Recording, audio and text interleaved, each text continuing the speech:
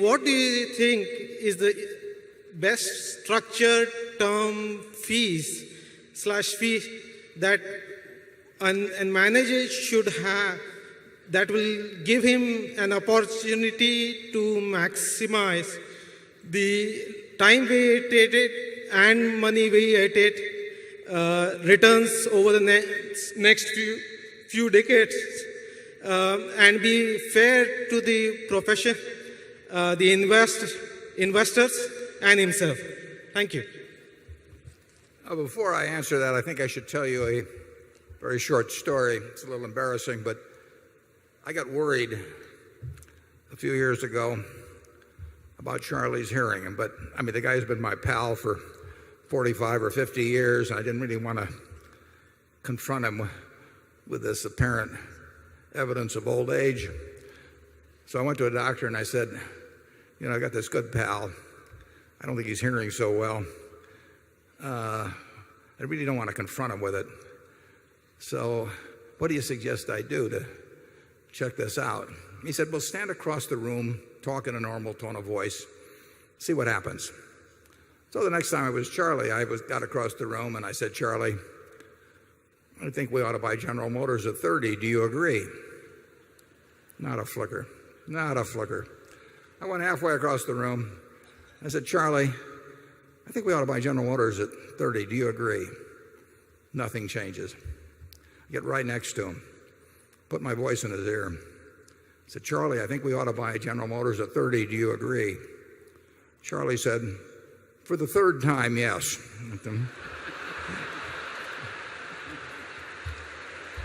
So, Charlie, would you like to address that question?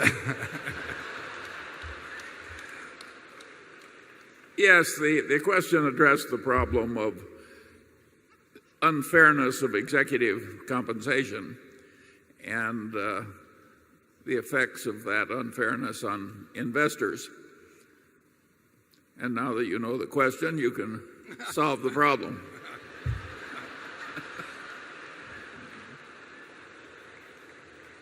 Well, Charlie and I have had plenty to say about compensation, and some of it makes our stomach turn.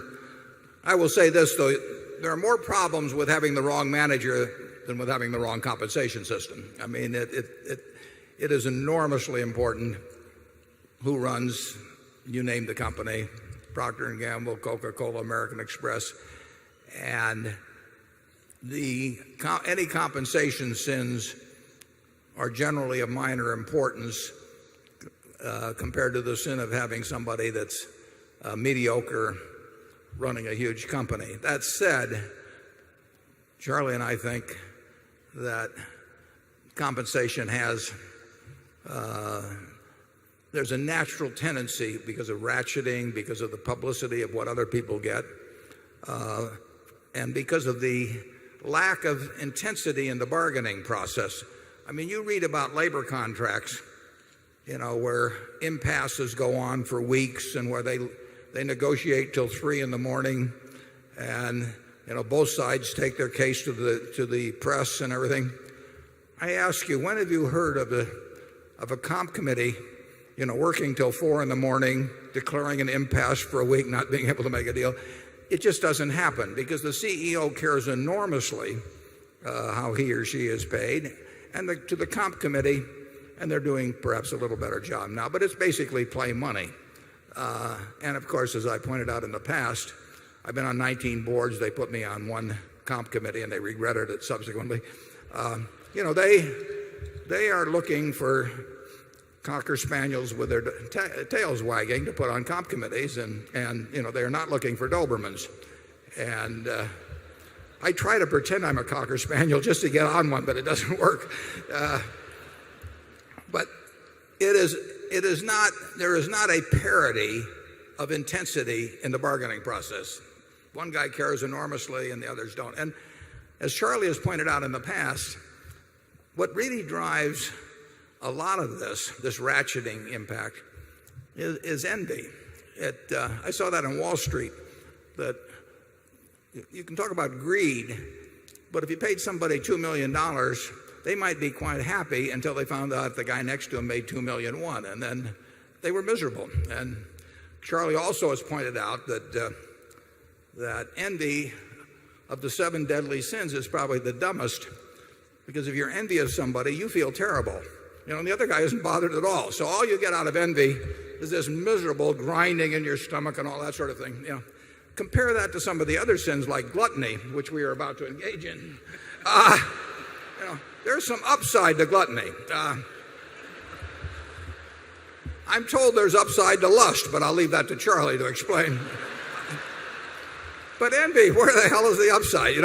But it does produce this ratcheting effect in pay. The comp committee sits down, the human relations person comes in, the human relations person knows that what the CEO thinks of them is going to determine their future, and the human relations department recommends some comp consultant, and the comp consultant knows that his recommendation to other firms is dependent on what these people say about him.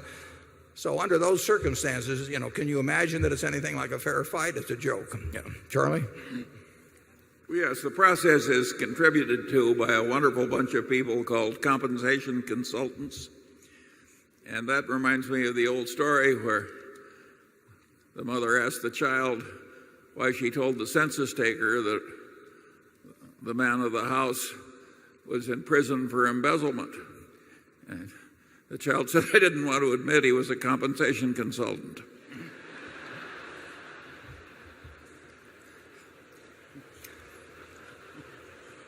We'll get around to the rest of you later on, too. Don't feel smug because we haven't attacked your... I just had a note handed to me. We do have about 27,000 people here. The overflow rooms are full. And we have a whole bunch in the exhibition hall as well.